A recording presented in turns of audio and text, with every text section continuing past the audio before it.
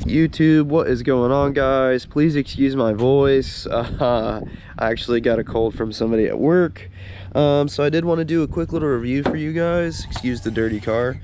The review is actually on the SOHO Motorsports Coolant and Oil Catch Combo Can.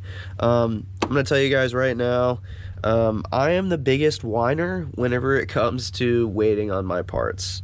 And this is something just like the kit I had to wait a very, very long time for. Honestly, 100% worth the wait. I think it makes the engine bay look great. Other than that, functionality, I still haven't had the car running that long enough to see if it actually pulls any oil up where it needs to and into the catch. But we'll just go ahead and dive right into it. So you see, you get the little breather filter here. It actually unscrews. Go ahead and pull it off. So you see in there, it's baffled, which is awesome.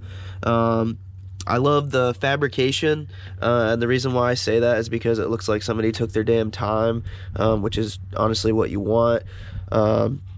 And I mean, I paid a lot of money for this, and if you go to buy one, so this is the stage 1, I should probably clarify that.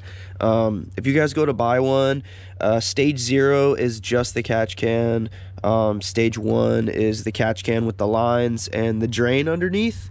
And then stage 2, I believe, actually comes with an oil dipstick, where the oil runs down out of the catch can and back into the engine through the dipstick. It's actually pretty cool. But as you guys can see here, I haven't really finished the zip tying and whatnot. But yeah, so the two lines on each side, so 4 lines total. You got the 8 and then the 10 line. I routed mine down like this, and then back in there. I'm not sure if you guys can see that or not, but it's pretty much identical on this side, right here. Routed it down and around. Someone did tell me that they were really surprised that my line routes over top of the supercharger belt just like this. Unfortunately, I tried putting this line on that side, and it's just not long enough. So I don't know if they changed their kit since the previous kits, or the line size since the previous kits, but this is just the way mine was actually routed. Just based on length of line. So either way, these ones switched. They're around the same, the 8s and then the 10s, of course. This is the shortest one, and this is the only way it worked. So yeah, you come over here, you look. I gotta still trim these, but I'd use my own zip ties. The kit's supposed to come with zip ties. I'm not sure if maybe I just like missed out on getting the zip ties or what. But yeah, you have to actually trim these hoses just a slight bit to get them to fit. They're actually a lot longer. They're probably about that long. So I had to trim this one quite a bit to make it fit, and then go ahead and zip tie it on there. If I did have one complaint, honestly, it's just the fittings. When they go into the hose, they slide in and out like real easy, and I can probably understand that that's why they have the zip ties. But maybe just like a little thinner hose, I feel like would have benefited. But again, you know, I don't know what resourcing is like right now for this kind of stuff during COVID, and then everyone trying to catch back up. But I mean, other than that, like, dude, like, it's fucking sweet. I think it looks really great. The next order of business for me is probably fill this up the rest of the way, because I only put enough in there yesterday to kind of get me by. But yeah, I mean, it's made really well. It really is. It was totally worth the wait, even though I kept bitching about it, even in one of my other videos. And that's honestly that's on me. So with Nick, I actually exchanged a few emails with him at like week 10 to 12, because I know it says like 6 to 8 weeks, but guys, you just got to be a little bit more realistic with them. But I did exchange a few emails, and I actually made a video, you know, expressing my frustrations about not getting my parts in, because every time I've ordered something from SOHO, I have not gotten it on time. But what I need to understand, and what you guys need to understand who are still waiting, is during COVID, there is no like true, I guess, timeline for you to be able to follow, okay? Because he's got a fabricator, they've got a powder coating shop, they've got their own shit to worry about, right? And then you have them who probably just processes the orders, you know, and make sure that they're fulfilled. So I mean, like, I was exchanging a couple emails with him and I was super frustrated just on the length of time that I had to wait.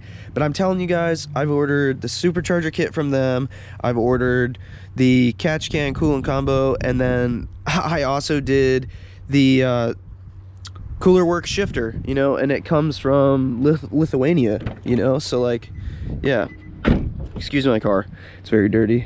But I mean, like, overall, I'm gonna give it a 10 out of 10. And the reason why I'm giving it a 10 out of 10 is because, number one, the installation was stupid easy. I did make a couple like bonehead rookie mistakes, but installation super easy. It was fabricated really well.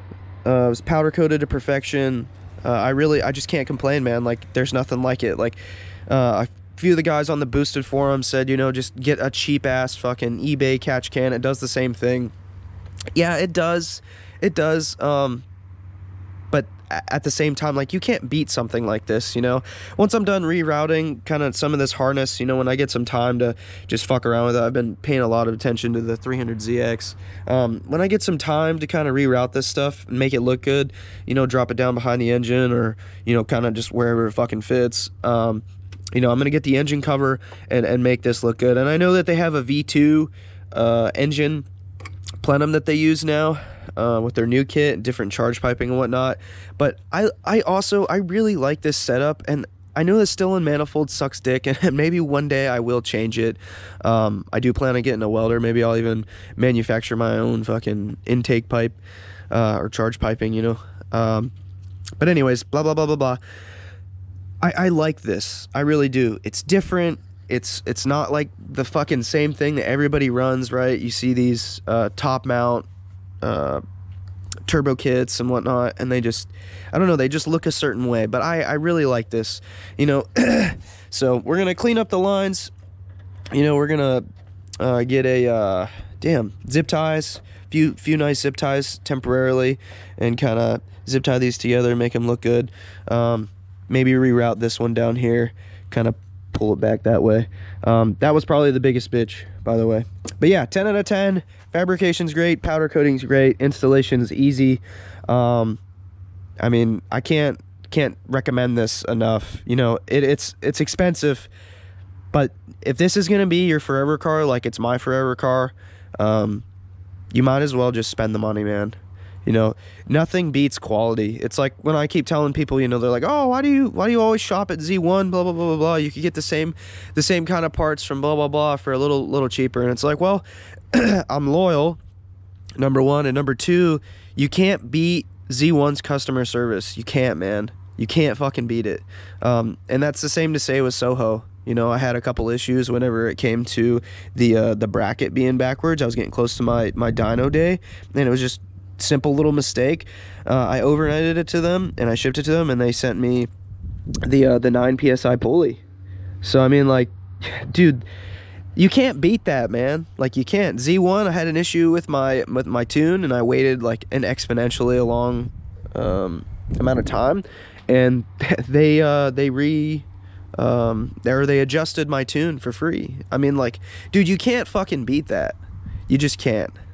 So yeah, have a good one, guys.